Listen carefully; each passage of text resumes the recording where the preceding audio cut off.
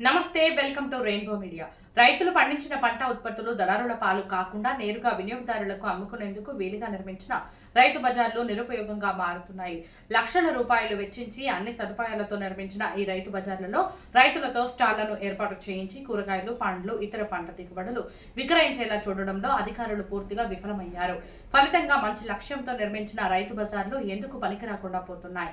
ఈ నేపథ్యంలో మేడ్చల్ జిల్లా పీర్జాదిగూడ మున్సిపల్ కార్పొరేషన్ పరిధిలో నిర్మించిన రైతు బజార్ల పరిస్థితిపై మా ప్రతినిధి చందు గ్రౌండ్ రిపోర్ట్ ఇప్పుడు చూద్దాం.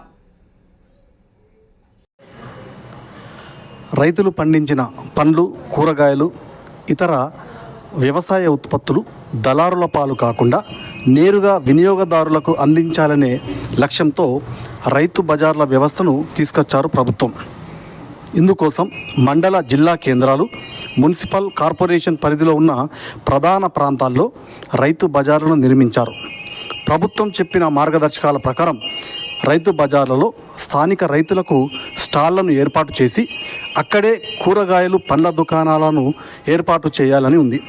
కానీ అధికారుల నిర్లక్ష్యం, రైతు బజార్లను వినియోగించుకోవడంలో రైతులకు సరైన అవగాహన లేకపోవడంతో ఎన్నో కోట్ల రూపాయలు వెచ్చించి మంచి లక్ష్యంతో నిర్మించిన రైతు బజార్లు నిరుపయోగంగా ఉంటున్నాయి. వీటి పట్ల అవగాహన లేకపోవడం, పర్యవేక్షణ కూడా కరువవడంతో మందుబాబులకు అడ్డాలుగా, అసాంఘిక కార్యకలాపాలకు అడ్డాలుగా పిచ్చి మొక్కలు, చెత్తా చెదారంతో నిండి కంపు కొడుతూ కనిపిస్తున్నాయి.